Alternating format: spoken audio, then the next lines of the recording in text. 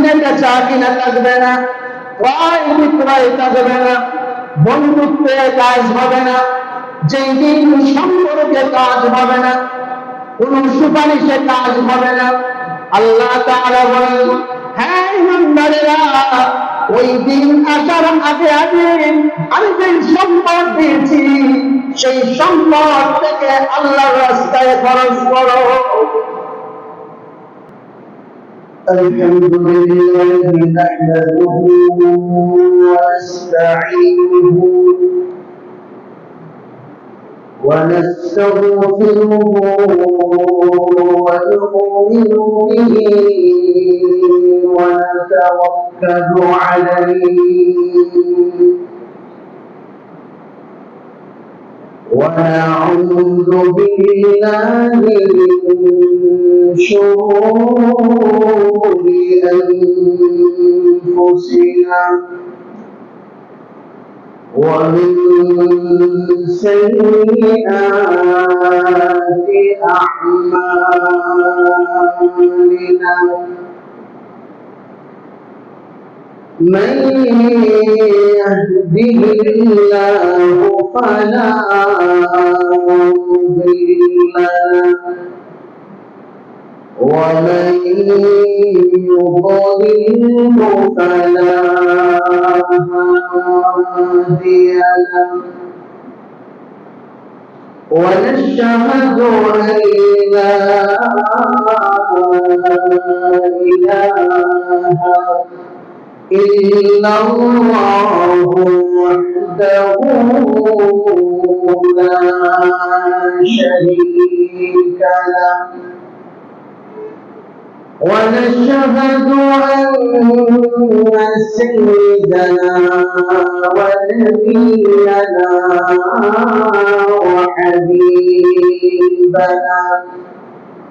وحبيب ربنا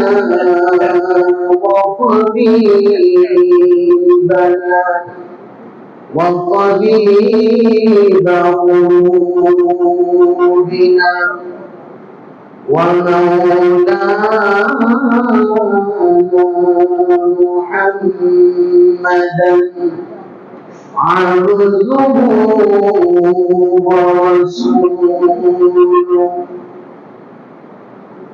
الذي أرسل إلى الناس كافة بشيرا ونذيرا وداعيا إلى الله بإذنه وسراجا منيرا أما بعد فأعوذ بالله من الشيطان الرجيم بسم الله الرحمن الرحيم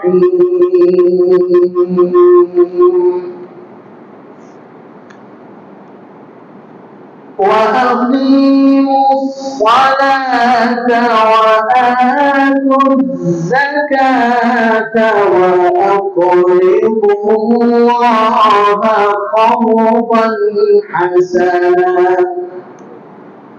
وما تقدموا لأنفسكم من خير تجدوه عند الله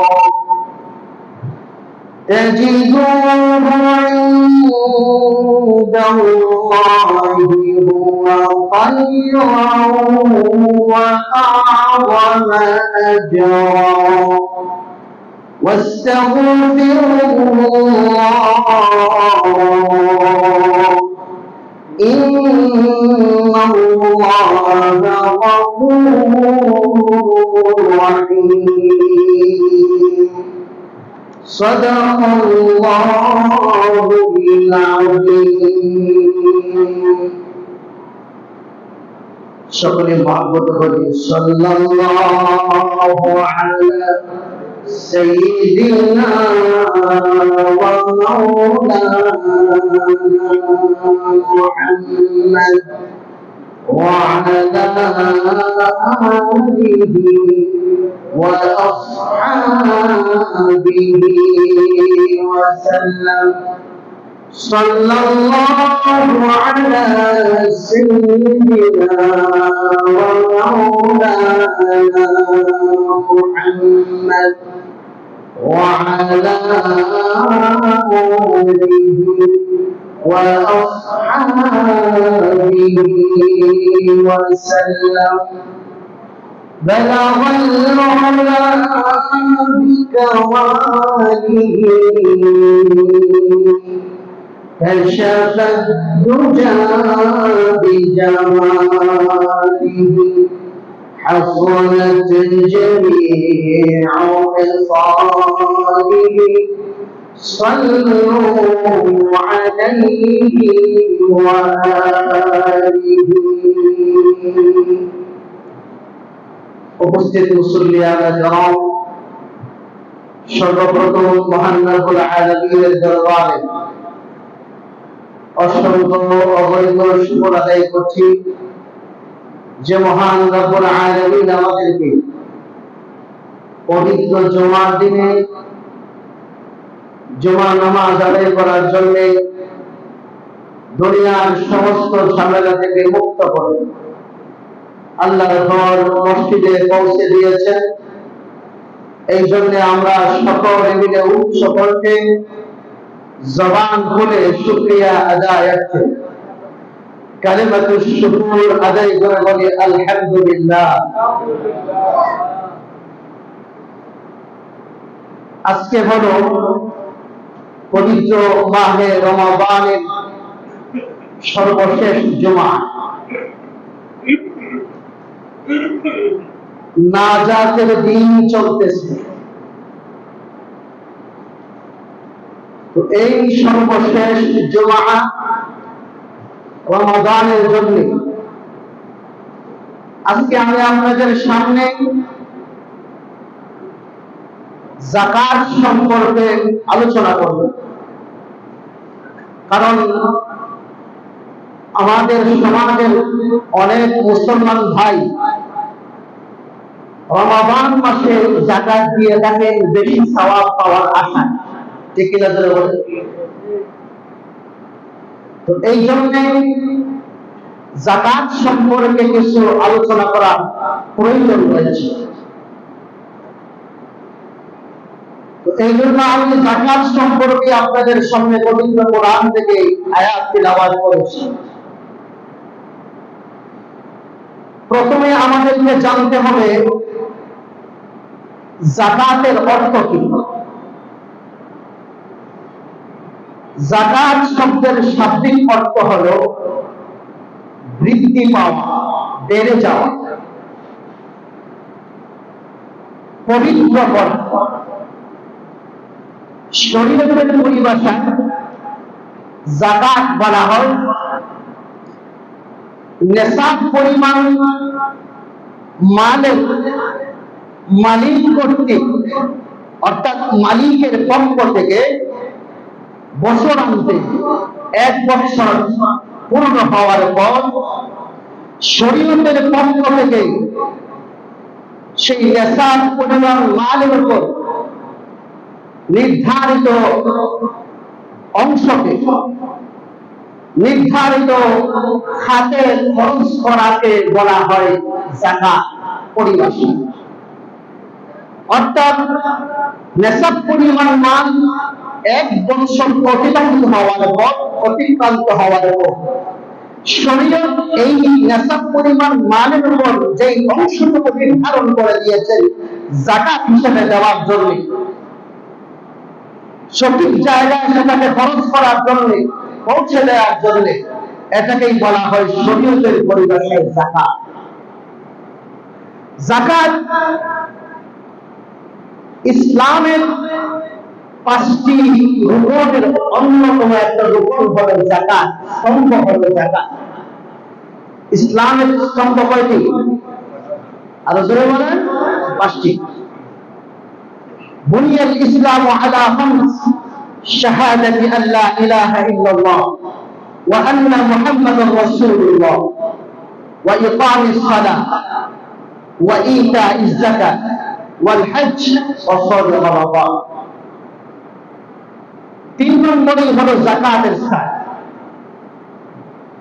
তো নামাজ যেমন একটা ফরজ ইবাদত, ঠিক তেমনি ভাবে যাকাতও একটা ফরজ ইবাদত। কিন্তু আমাদের সমাজে অনেক মুসলমান ভাইরা আছেন, নামাজকে যেমন ভাবে একটা ফরজ ইবাদত হিসাবে গুরুত্ব দেয়, যাকাতটাকে ওইভাবে গুরুত্ব দেন না। ঠিক কিনা জোরে বলুন। তো ধনীদের আল্লাহর নৈকট্য হাসিল করা মাধ্যম হলো নামাজ, আরেকটা হলো যাকাত। দুইভাবে মানুষ আল্লাহর নৈকট্য অর্জন করে। 1 নম্বরে সরাসরি আল্লাহর সাথে সম্পর্ক করে,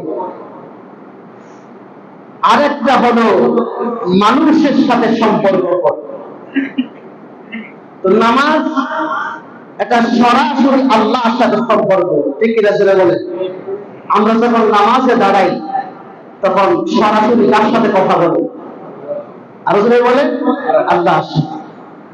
কারণ সরাসরি কানেকশন হয়ে যায় আল্লাহর সাথে। হাদিস শরীফে এসেছে, রাসূল কারীম সাল্লাল্লাহু আলাইহি ওয়াসাল্লাম বলে দিয়েছেন, ইরশাদ করেছেন হাদিস শরীফে, যখন মুসল্লি নামাজে দাঁড়ায়, বান্দা যখন আল্লাহর সাথে নামাজে দাঁড়ায়, তখন আল্লাহ তাআলা বান্দা এবং আল্লাহর মধ্যখানের সম্পূর্ণ পর্দা সরিয়ে দেয়। সুবহানাল্লাহ। সরাসরি লাইন কানেকশন হয়ে যায় মালিকের সাথে, রবের সাথে। তো এটা হলো সরাসরি আল্লাহর সাথে সম্পর্কের মাধ্যম। আরেকটা হলো বান্দার সাথে সম্পর্কের মাধ্যমে আল্লাহর সাথে মহব্বত হয়, ভালোবাসা হয়, সম্পর্ক হয়। সেটা হলো মানুষকে দান খয়রাত করার মাধ্যম, মানুষকে সাদাকা করার মাধ্যমে মানুষের সাথে সম্পর্ক হয়। আর সেই সম্পর্কে সন্তুষ্ট হয় কে? আরো সেই বলেন কে? আল্লাহ। এই যাকাত একজন সুস্থ জ্ঞান সম্পন্ন বালেগ স্বাধীন মুসলমানের উপর যখন সে নেশাব পরিমাণ মালের মালিক হওয়ার পরে 1 বছর সেই সম্পদ স্থিতিশীল তাকে অতিক্রান্ত হয়, তখন এই নেশাব পরিমাণ মালের যাকাত দেওয়া তার উপর ফরজ। এখন নেশাব পরিমাণ কতটুকু? অর্থাৎ 7.5 তোলা স্বর্ণ এবং 52 তোলা রূপা যদি কারো কাছে থাকে, অথবা এর সমপরিমাণ অর্থ সম্পদ তার কাছে থাকে, তাহলে তার উপর বছরান্তে যাকাত দেওয়া ফরজ। তো আল্লাহ তাআলা এই যাকাতের আলোচনা পবিত্র কোরআনে 32 জায়গায় করেছেন। এর মধ্যে 28টি জায়গায় আল্লাহ তাআলা নামাজের সাথে যাকাতের আলোচনা করেছেন, নামাজের আলোচনা করেছেন, যাকাতের আলোচনাও করেছেন। ওয়া আকিমুস সালাহ ওয়া আতুজ যাকাত। আপনারা কোরআন তেলাওয়াত করলে কিছুক্ষণ পরে পরে পাবেন। তো আল্লাহ তাআলা বান্দা দান খয়রাত করার জন্য বিভিন্ন ভাবে বান্দাকে উদ্বুদ্ধ করেছেন। আল্লাহ তাআলা পবিত্র কোরআনে বলেছেন ওয়া আকিমুস সালাতা ওয়া আতুজ যাকাত, তোমরা নামাজ কায়েম করো এবং যাকাত আদায় করো। আপনি সূরাতুল বাকারার শুরুতে দেখবেন আল্লাহ তাআলা বলেছেন الذين يؤمنون بالغيب ويقيمون الصلاة ومما رزقناهم ينفقون। যারা মুত্তাকি তাদের আলোচনা করে আল্লাহ বলেন যে তারা অদৃশ্যের উপর বিশ্বাস করে নামাজ কায়েম করে।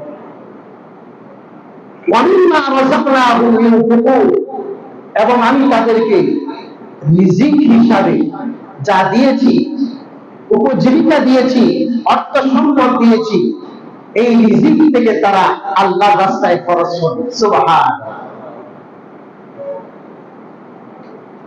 তো আল্লাহ তাআলা এইভাবে বিভিন্ন জায়গায় সদকা করার জন্য, দান করার জন্য উদ্বুদ্ধ করেছেন, যাকাতের কথা বলেছেন। আল্লাহ বলেন ওয়া আকিদুল্লাহ কারদান হাসানা, তোমরা আল্লাহকে উত্তম ঋণ দান করো। তো আল্লাহ তো ঋণের প্রয়োজন নেই, আছে নাকি? বুঝলেন? আল্লাহ সম্পদের প্রয়োজন আছে। সমস্ত সম্পদ আমাদেরকে দিয়েছেন কে? আরো জোরে কে দিয়েছেন? আল্লাহ। সম্পদের তো আল্লাহ প্রয়োজন নাই। তো আল্লাহ কেন চান উত্তম ঋণ? কেন চান? গরিবদের জন্য, মিসকিনদের জন্য, অসহায়দের জন্য। কারণ আল্লাহ হলেন সবচাইতে বড় ধনী, ঠিক কিনা জোরে বলেন? والله الغني وأنتم الفقراء। আল্লাহ সূরা মুহাম্মাদের শেষ দিকে বলেছেন ওয়াল্লাহুল গনিয়্য, আল্লাহ হলেন সবচাইতে বড় ধনী। আল্লাহ বলেন হে দুনিয়ার মানুষ, তোমরা সবাই বলে ফকির, তোরা সবাই ফকির, একমাত্র আমি আল্লাহ ধনী। তাহলে কেন আল্লাহর কাছে আল্লাহ ঋণ চায়? বান্দা বান্দীকে কেন বলে ঋণ দাও?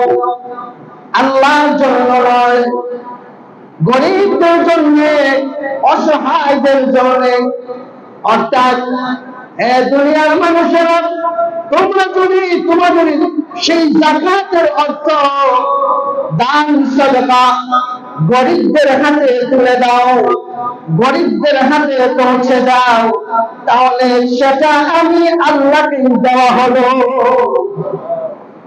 গরিবদেরকে দেওয়া, মিসকিন অসহায়দেরকে দেওয়া মানে তাকে দেওয়া, আল্লাহকে দেওয়া। তো আল্লাহ এই সমস্ত গরিবদের জন্যই বান্দার কাছে উত্তম ঋণ চান। আমাকে উত্তম ঋণ দাও, কর্জা দাও, কর্জায় হাসানা দাও। আল্লাহ তাআলা অন্য আয়াতে বলেছেন, তারা কি জানে না যে আল্লাহ তাআলা বান্দাদের তওবাকে কবুল করেন এবং সাদকাকে গ্রহণ করেন? সুবহানাল্লাহ। তাহলে এই সাদকা কার জন্য গ্রহণ করেন? আল্লাহ গরিবদেরকে দিলেই আল্লাহ পেয়ে যান। হাদিস শরীফে এসেছে, কোন মানুষ যখন গরিবদের হাতে সদকা দেয়, দান খয়রাত করে গরিবদেরকে, গরিবদের হাতে পৌঁছার আগেই আল্লাহর হাতে পৌঁছে যায়। সুবহানাল্লাহ। তাহলে এই দান সদকা গরিবদেরকে দেওয়া মানে কাকে দেওয়া? আল্লাহকে দেওয়া। সমস্ত সম্পদ আমাদেরকে কে দিয়েছেন? আর জোরে বলেন, আল্লাহ দিয়েছে। সমস্ত সম্পদের মালিক তো আল্লাহ, কিন্তু আমরা শুধু মানুষ, শুধু ম্যানেজার। মানুষ কি ম্যানেজার? কিন্তু অনেকে মনে করে যে না, আমি তো কামাই করেছি, আমি তো সম্পদের মালিক। কি কর অনেকে এটা মনে করেন। আল্লাহ তাআলা তার আমিত্বকে দূর করার জন্য অন্য আয়াতে বলেন, ইয়া আইয়ুহাল্লাযীনা আমানু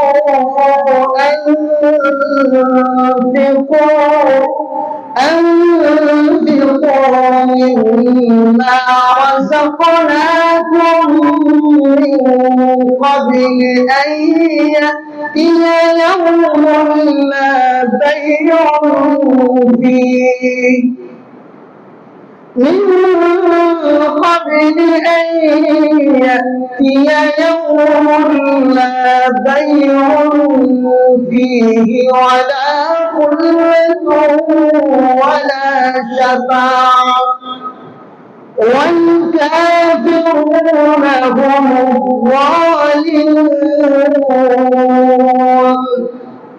আল্লাহ তাআলা ইমানদারদেরকে ডাক দিয়ে বলে, ইয়া আইয়ুহাল্লাযীনা আমানু আনফিকু মিম্মা রাযাকনাকুম, হে ঈমানদারেরা তোমরা খরচ করো আমি আল্লাহ তোমাদেরকে রিজিক হিসেবে যা দিয়েছি, তোমাদেরকে যে সম্পদ দিয়েছি ওই সম্পদ তুমি খরচ করো।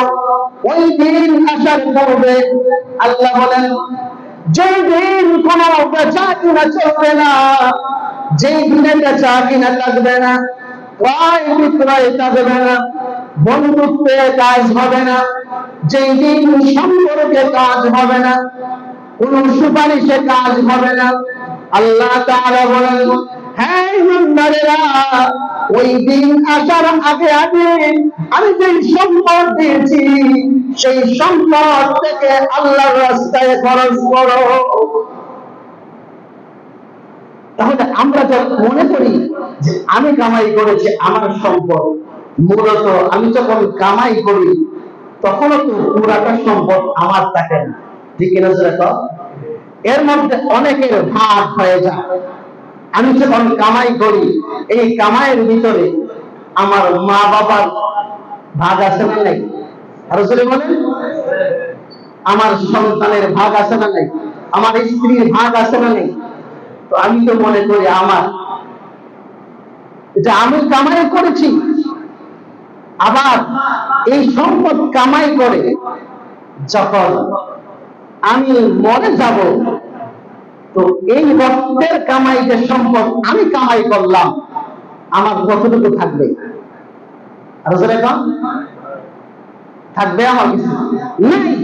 বোঝা গেল একজন মালিক আমি না, বরং সম্পদের মালিক হলেন আল্লাহ। আমাকে পাহারাদারি করার জন্য দিয়েছেন, আমাকে ম্যানেজার বানিয়েছেন। যেমন ভাবে কোন মালিকের ম্যানেজার যে তাকে, তার কোন ইচ্ছা থাকে না সেই মালিকের সম্পদকে খরচ করার।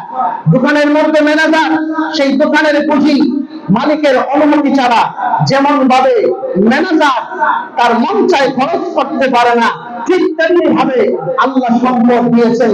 আল্লাহ মানুষকে সেই সম্পদ ব্যবহার করার জন্য দিয়েছেন, ম্যানেজার বানিয়েছেন বান্দাকে। তো আল্লাহ বলেন, বান্দা তুমি সেই সম্পদ তোমার মন করা খরচ করতে পারবা না। আমি আল্লাহ যেইভাবে নির্দেশ করেছি, যেই খাতে খরচ করার জন্য বলেছি সেইভাবেই খরচ করতে হবে, ঠিক কিনা? বলে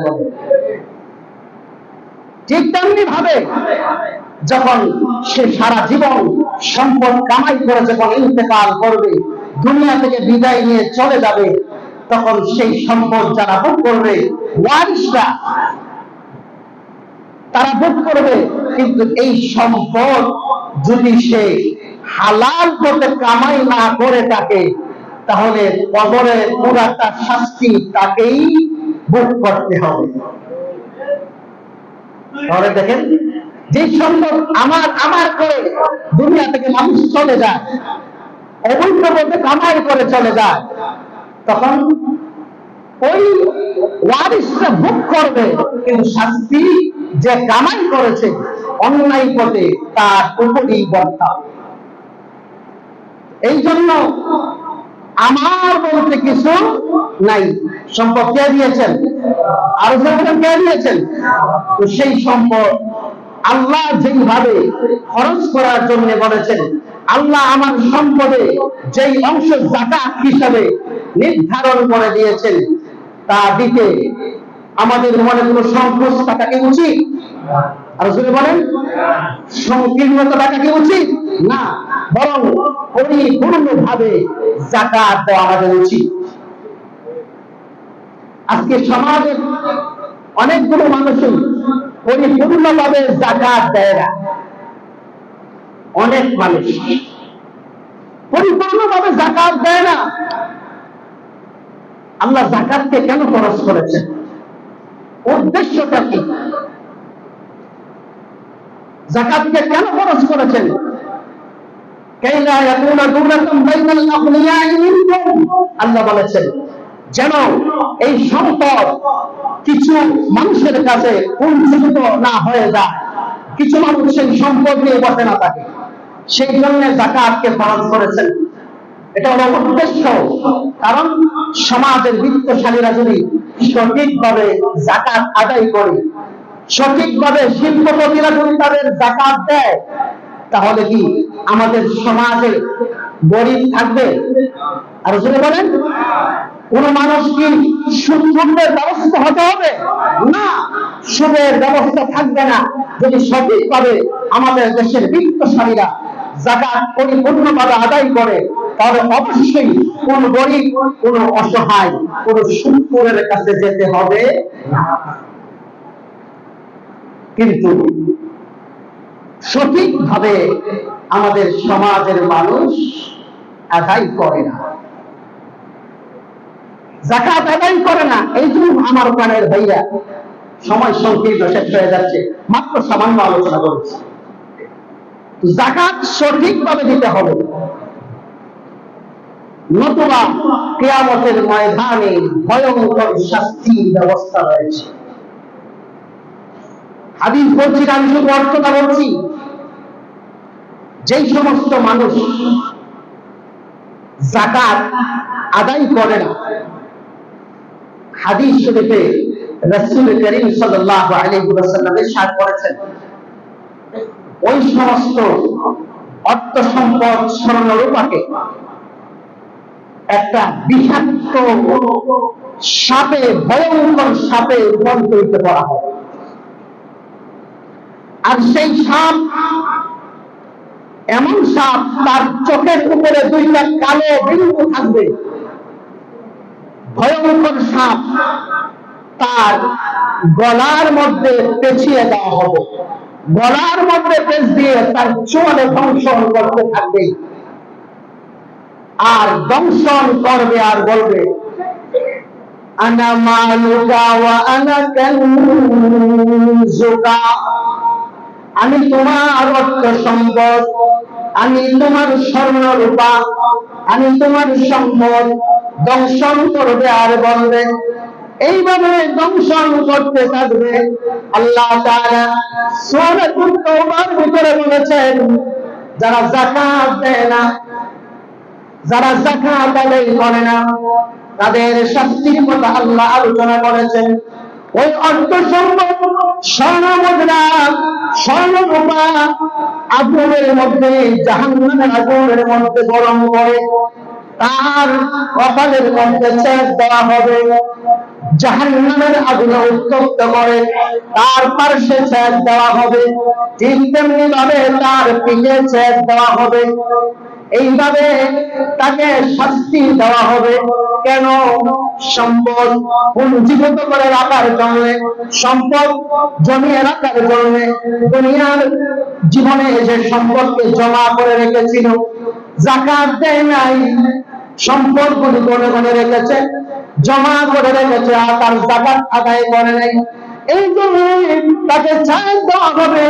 মুফাসসিরিনে কেরাম লিখেছেন, কেন কপালে ছেদ দেওয়া হবে, কেন পার্শ্বে ছেদ দেওয়া হবে, কেন পিঠে ছেদ দেওয়া হবে? অনেক কম ব্যাখ্যা, সংক্ষিপ্ত ভাবে বলছি।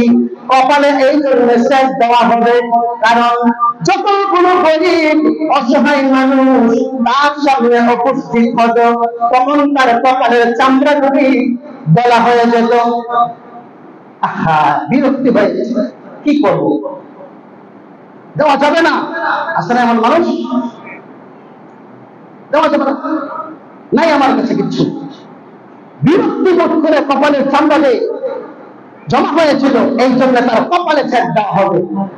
আবার অনেক সময় অনেক মানুষ আছে, অনেক ধনী আছে, যখন কোনো ভিক্ষুক কোনো অসহায় তার কাছে চায়, তখন সে 500 কেটে তার কাছ থেকে চলে যায়, ঠিক কি না? ওই যে 500 কেটে চলে যায়, সেই জন্য এখানে ছেদ দেওয়া হবে। অনেকে পৃষ্ঠ প্রদর্শন করে চলে যায় বিরক্তি হয়ে, যেন না দিতে হয়, এই জন্য পিঠে ছেদ দেওয়া হবে। তো আমার প্রাণের ভাইরা, ভয়ঙ্কর শাস্তির ব্যবস্থা রয়েছে। একটু চিন্তা করুন, আমি কার জন্য মালগুলো জমা করে রাখছি? আমি যদি যাকাত সঠিকভাবে না দেই, দান সদকা যদি ঠিকভাবে না করি, তাহলে আমাকে বুঝতে হবে আমি আমার জন্য কিয়ামতের ময়দানে পরকালীন জীবনে সাপ বানিয়ে রাখলাম, আমার জন্য সে আগুন তৈরি করে রাখলাম, সেট খাওয়ার জন্য আমার নিজের হাতে আমি শাস্তি তৈরি করে রাখলাম, ঠিক কিনা বলেন? তো আল্লাহ তাআলা এটাই পবিত্র কোরআনের এক আয়াতে বলেছেন, নবীজি হাদিসে বলেছেন, তার গলায় সাপ পেঁচিয়ে দেওয়া হবে আর সেটা দংশন করবে। সেটা আল্লাহ তাআলা সূরাতুল আলে ইমরানের এক আয়াতে বলেছেন। এই হাদিস বলে নবীজি এই আয়াতটা তিলাওয়াত করেছেন। অর্থাৎ যারা কৃপণ, যারা বখিল, আয়াতের মর্মটা এটাই যে তারা বখিল, কৃপণতার কারণে, বখিল হওয়ার কারণে সে সম্পদ দেয় নাই, খরচ করে নাই, যাকাত দেয় নাই, সদকা করে নাই, সেই জন্য তার সম্পদটাকে গলায় পেঁচিয়ে দেওয়া। এই জন্য আমার প্রাণের ভাইরা, আমরা আল্লাহকে একটু ভয় করি। আমরা সম্পদ পাইয়া মনে করি হায় আমার সম্পদ। অনেক মানুষ আমাদের সমাজে আছে, সম্পদ পাইয়া আল্লাহকে ভুলে যায়, তখন যা মনে চায় তাই সেই সম্পদ দিয়ে করে, যেখানে মনে চায় সেখানে খরচ করে, আল্লাহর বিধানে কোনো তাওয়াক্কুল করে না, আল্লাহর নির্দেশের প্রতি লক্ষ্য করে না। এই জন্য আমরা আমাদের উপর যাদের উপর যাকাত ফরজ হয়েছে, আমরা সেই যাকাত আদায় করব। সময় শেষ, বলার সুযোগ নাই। আল্লাহ তাআলা সূরাতুত তাওবার এক আয়াতে বলে দিয়েছেন যাকাতের খাতগুলো, অন্য সময় জেনে নেবেন। 8টি খাত রয়েছে যাকাতের, আপনি কোন খাতে যাকাত দিবেন? এই 8টি খাত রয়েছে, এর মধ্যে 2টা বলুন, ইন্নামাস সাদাকাতু লিল ফুকারাই ওয়াল মাসাকিন। তো আমাদের সমাজে 1 নম্বরের খাত হলো লিল ফুকারা, যারা ফকির, যাদের কিচ্ছু নেই, যারা নিঃস্ব, তাদেরকে যাকাত দেওয়া। ধনীর বিপরীত শব্দ হলো ফকির। 2 নম্বর হলো মিসকিন, যার নিত্য দিনের প্রয়োজন সে মিটাতে পারে না, অসহায়, তার কাছে কিছু নেই, আনে খায়, দিলে পায়, এমন ব্যক্তিকে যাকাত দেওয়া। তবে ফকিরের ক্ষেত্রে আমাদের সমাজে অনেক ফকির আছে যারা পেশাদার ফকির। আসলে আমাদের সিলেট শহর পেশাদার ফকিরে পড়ে গেছে। এখন তাদেরকে আমরা চিনি না। যারা পেশাদার ফকির তাদের ব্যাপারে বলছি, রাসূল কারীম সাল্লাল্লাহু আলাইহি ওয়াসাল্লাম এই পেশাদার ফকিরের ব্যাপারে বলেছেন। হাদিস শরীফে তাদের ব্যাপারে এসেছে যে যারা পেশাদার ফকির, আসলে তার বাড়ির অবস্থা ভালো, কিন্তু সে ভিক্ষা করে, তাকে পেশা বানিয়ে নিয়েছে, তারপরে আল্লাহ লানত, অভিশাপ এবং পরকালীন জীবনে সে শাস্তি ভোগ করবে আল্লাহর পক্ষ থেকে, আল্লাহ তাকে শাস্তি দিবে। এই জন্য আমাদের সমাজে যে সমস্ত গরিবরা, গরিব ভাইরা আছেন, দেখেন আপনারা কিন্তু পেশাদার হবেন না। বিশেষ করে আমরা অনেক সময় কোরআনের অন্য আয়াতে বলেছেন অনেক অসহায় আছে, যারা মূলত অসহায়, তারা মানুষের দরজায় আসেন, তাদের কাছে দিতে হবে। লা ইয়াসআলুনা নাসা ইলহাফা, তারা মানুষের কাছে আয়া ধর্ণা দেয় না, চায় না, লজ্জা পায়। ওই সমস্ত মানুষদেরকে, গরিব যারা আছে তাদেরকে খুঁজে খুঁজে আমাদের সেই দানগুলি দিতে হবে, সেটা সর্বোত্তম হবে। বিশেষ করে এই আয়াতের মধ্যে, যে আয়াতের শেষ অংশ আমি বলেছি, এর মধ্যে এরাই ওই সমস্ত মানুষ যারা আল্লাহর রাস্তায় ব্যস্ত হওয়ার কারণে আপনার কাছে আসতে পারে না, তারা রাস্তায় বের হন। এর মধ্যে একটা হলো যারা দ্বীন শিক্ষা করে। আসলে নাই মাদ্রাসা ছাত্ররা কি আসে আপনার কাছে? না। অনেক সময় মাদ্রাসার পক্ষ থেকে উস্তাদরা ওই একটা খাত আছে যারা দ্বীন শিক্ষা করে, তাদের জন্য সেই খাতে খরচ করা হয় ওই সমস্ত গরিব ছাত্রদের জন্য। তো তারা আপনার দরবারে আসবে না, ও তাদের কাছে আপনি সেই যাকাতটা পৌঁছে দেবেন, কারণ সে আল্লাহ রাস্তায় আছে। ওই আল্লাহ দ্বীন শিক্ষা করার কারণে সে আপনার কাছে আসার সুযোগ পায় না, সে আসতেও চায়, বের হয় না। তো যাই হোক, আমরা আমাদের সেই সম্পদগুলি সঠিকভাবে, আমরা সঠিক জায়গায় সেই যাকাতের অংশটা আমরা পৌঁছে দেব, আর যথাযথভাবে আমরা যাকাতটা আদায় করব। 2 নম্বরে, আমাদের যে রমাদান, পবিত্র রমাদান মাস প্রায় শেষের দিকে, নাজাত প্রায় শেষের দিকে। তো আমরা তো মনে করি যে আমাদের বাড়ি, গাড়ি, নারী, যদি তাকে দুনিয়াতে সম্পদের অধিকারী হই, তাহলে আসলে আমরা সফল না। সম্পদে কোনো সফলতা নাই, বাড়ি গাড়িতে কোনো সফলতা নাই, সুন্দর নারীতে সফলতা নাই, প্রভাব প্রতিপত্তি ক্ষমতা কোনো সফলতা নাই। একমাত্র সফলতা সেটাই, নাজাত চলতেছে আমরা যদি আল্লাহর পক্ষ থেকে প্রার্থনার মাধ্যমে, রমজানের মাধ্যমে আমরা জাহান্নাম থেকে নাজাত পেয়ে যাই, সেটাই হবে আমাদের সফলতা। সুবহানাল্লাহ। আল্লাহ বলেছেন, ফামান যুহজিহা ওয়া উদখিলাল জান্নাতা ফাকাদ ফাজ।